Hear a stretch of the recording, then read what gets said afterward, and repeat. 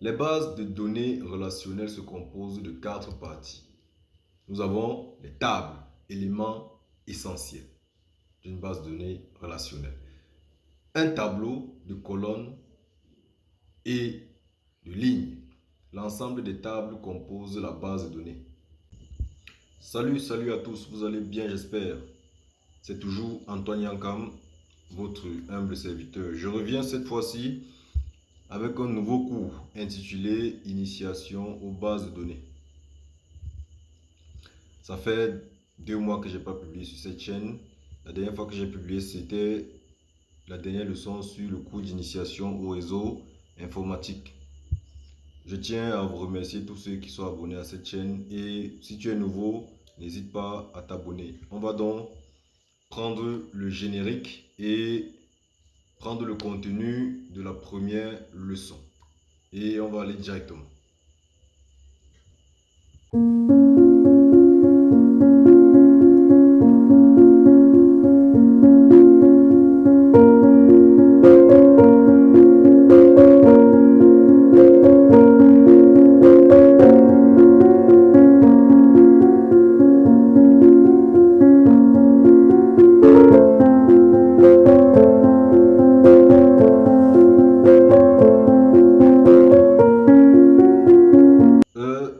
Notre première leçon ici, généralité sur les bases de données.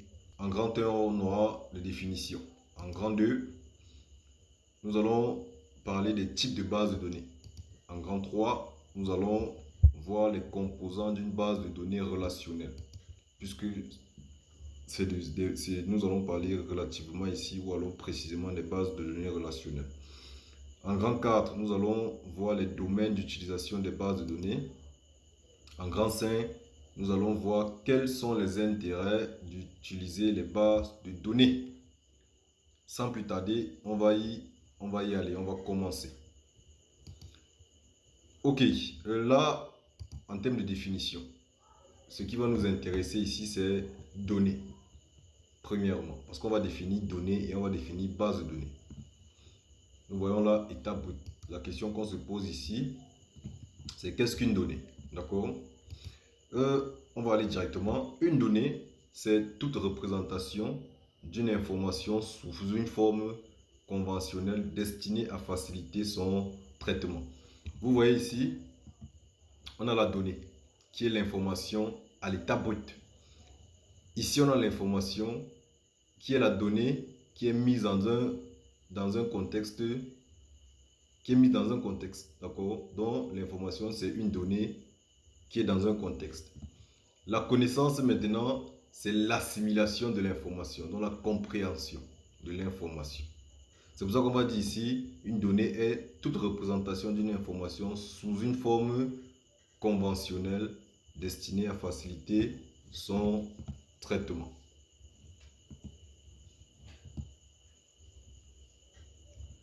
Là, on va passer directement à la deuxième définition.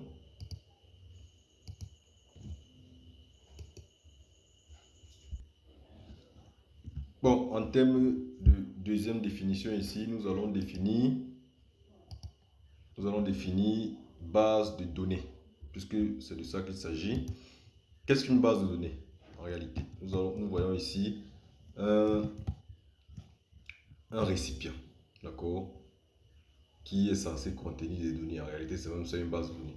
Mais maintenant, en termes de définition contextuelle, ici, nous allons dire qu'une base de données est un système électronique qui permet d'accéder facilement à un ensemble organisé de données, de les manipuler et de les mettre à jour.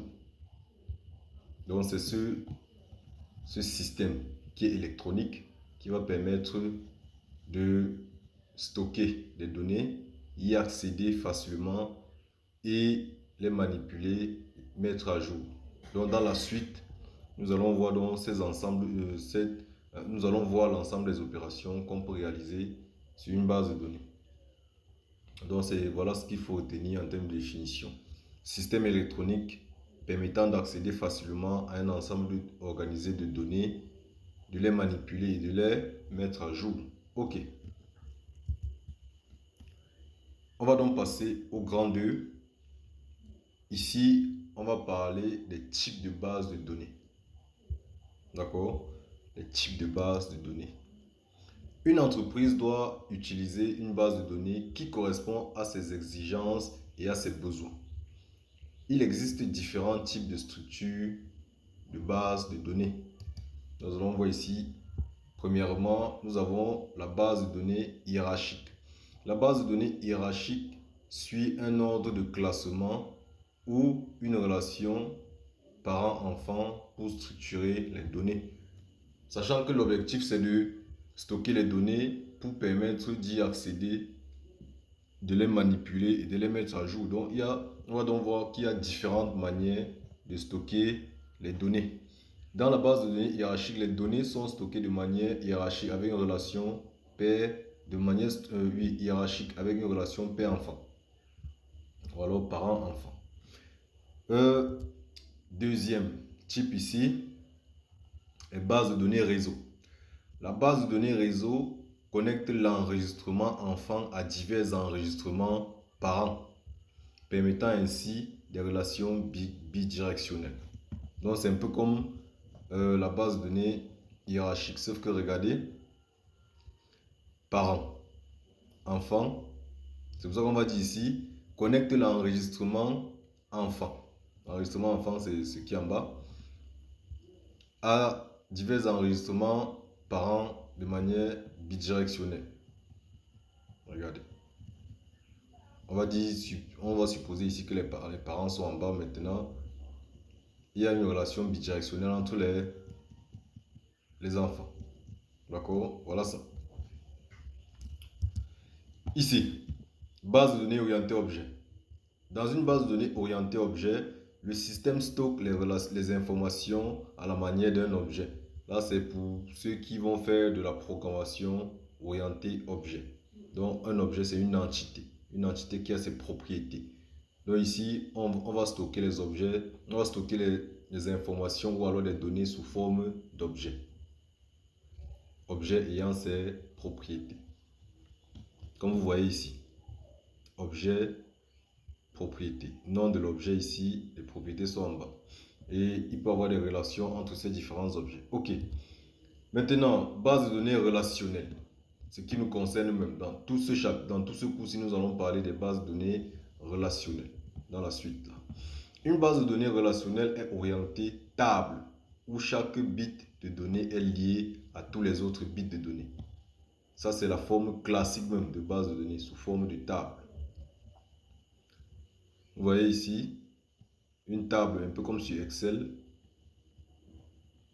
une table contenant des données. Maintenant, le dernier type, c'est la base de données non relationnelle ou NoSQL. Une base de données sans SQL utilise une variété de formats, tels que les documents, les graphiques, les colonnes larges, etc. C'est pour ça qu'on dit NoSQL. Donc, ici, on va utiliser une variété de documents, de formats. On peut utiliser les colonnes, on peut utiliser les documents, on peut utiliser les graphes, on peut utiliser ici plusieurs autres. Donc, c'est pour ça qu'on dit NoSQL. Donc, ici, la forme de format, ici, on a plusieurs types de formats qu'on peut utiliser. Ok. On va passer au grand 3. Les composants d'une base de données relationnelle.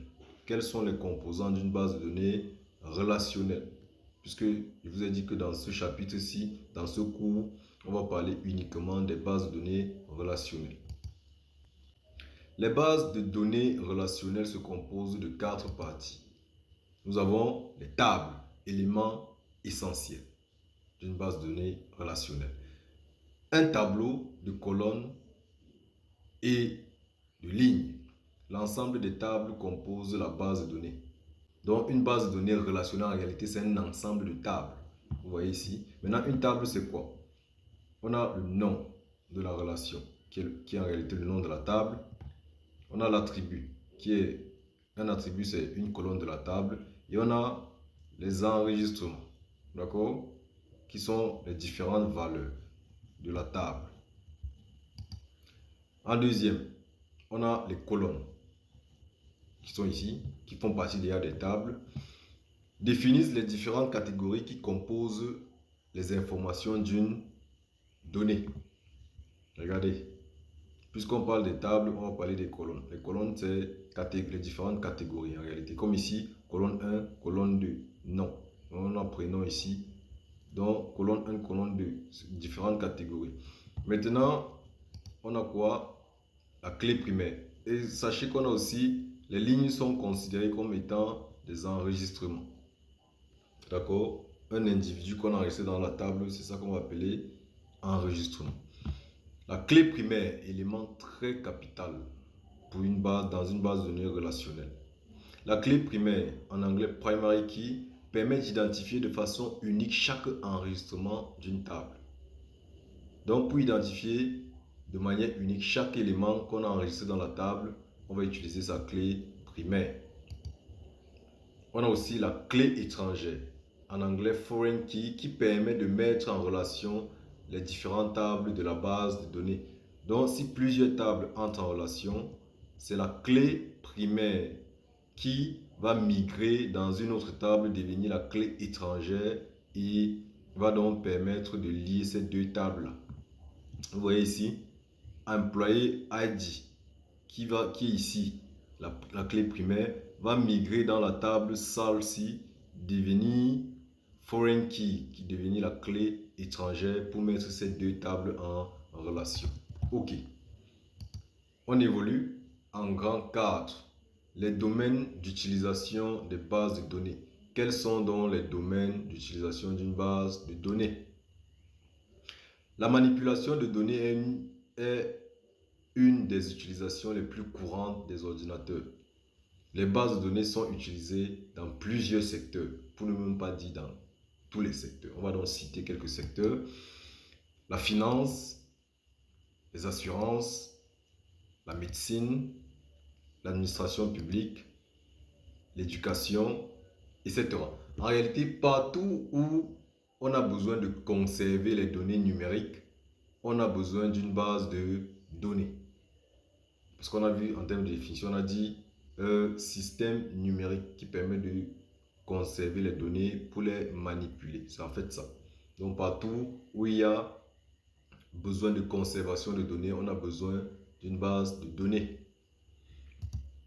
Ok, en grand 4, en grand 5, les intérêts d'une base de données. Pourquoi utiliser les bases de données? Quels sont les intérêts de l'utilisation d'une base de données? On peut utiliser une base de données pour contrôler l'intégrité, la sécurité et la confidentialité des données. Très important. Pour assurer l'indépendance entre les données et les traitements. Pour éviter la redondance, pour éviter les redondances et les incohérences entre les données. Pour partager les données entre plusieurs utilisateurs. Voilà. Permettre aux utilisateurs de centraliser et de partager leurs informations à tout moment. Assembler plusieurs sources d'informations et établir des relations. Stocker les données sous forme structurée et y accéder en temps utile. Voilà donc l'intérêt d'avoir une base de données. Plusieurs utilisateurs peuvent accéder à la même donnée en même temps. C'est même tout l'intérêt aussi de créer un réseau, de dire qu'on va manipuler la même donnée. Maintenant, ces données-là doivent être stockées.